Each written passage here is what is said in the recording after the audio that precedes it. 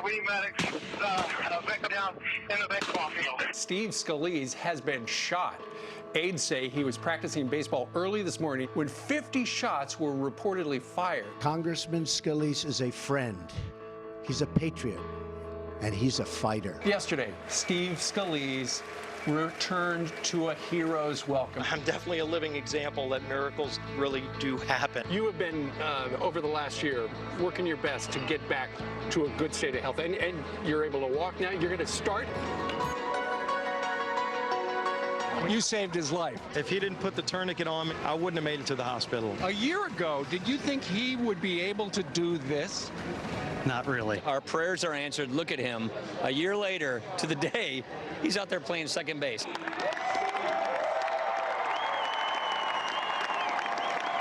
I was wondering how you were going to do in the game, and what happened? The first play. First batter hits right over to second base, and I had to go backhand the thing, and I said, man, I cannot miss this play. There wasn't a dry eye in the place. I mean, if you don't believe in miracles and that God has a piece of this action, I mean, that was just unreal. It was. It's been 1 year since Congressman Steve Scalise's incredible return to the baseball field after being shot 2 years ago at a practice. Yeah, back in 2017, and now the House Minority Whip is ready to take on the Democrats once again, this time, I imagine, predicting victory. Yep, and he's right there now with our very own Carly Shimkus. Hey, Carly. Hey, good morning, guys. So good to see you. And Steve, fantastic job last year. It is such an honor to have you here. You look fantastic.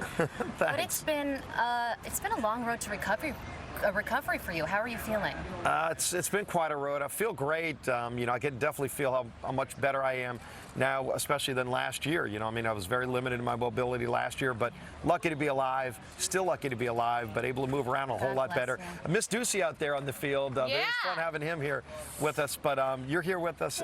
This is just such a special moment. You're on a Major League Baseball field with a bunch of your friends. It's like a dream come true. And last year you walked out on crutches. This year I don't see any of those crutches around.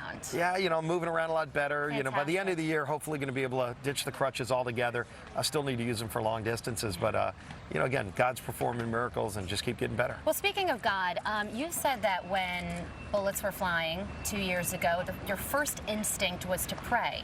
And when you prayed, you felt better because you knew that everything was in God's hands. That's such a beautiful sentiment. Yeah, you know, it was one of those things. I mean, I'm crawling away, and I'd been hit, and then all of a sudden, everything gave out, so I couldn't move anymore.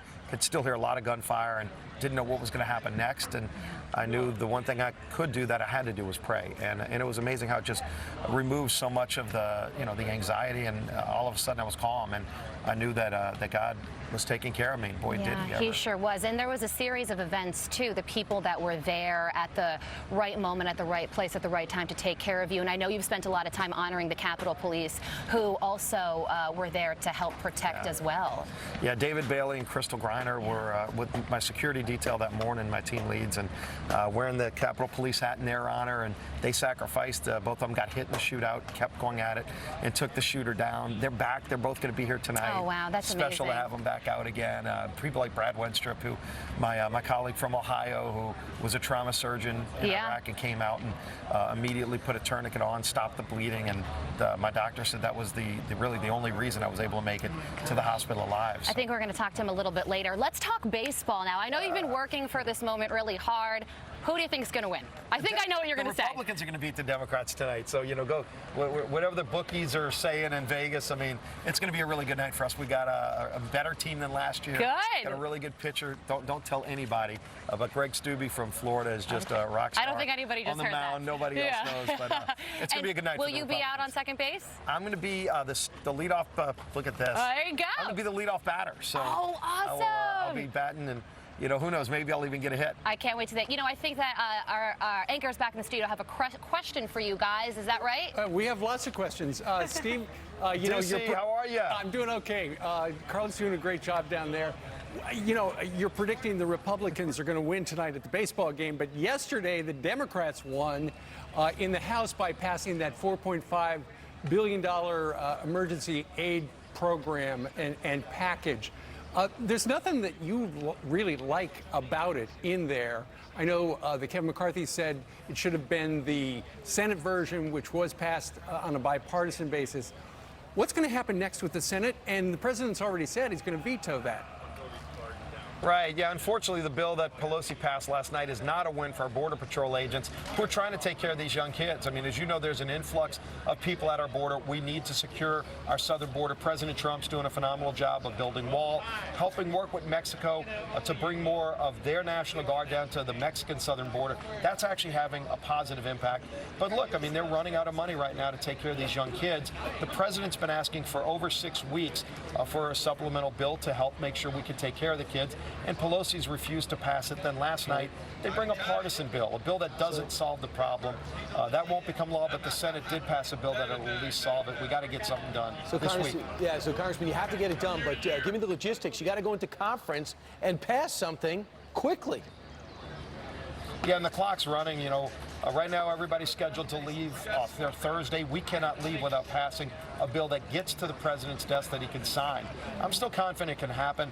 The Senate's got to pass their bill over, hopefully today, and maybe by Thursday we'll take up that Senate bill, a bill that the president can sign that'll actually solve the problem. Congressman, the idea of compromise always sounds really good, but Democrats and Republicans are so far apart on this issue. Call me skeptical. I mean, I'll remain a little bit optimistic if I can, but I'm losing some of that as time passes. Democrats did come together. Democrats did come together with Republicans in the Senate. So there's a template. That bill passed out of committee 30-1. So Republicans and Democrats came together.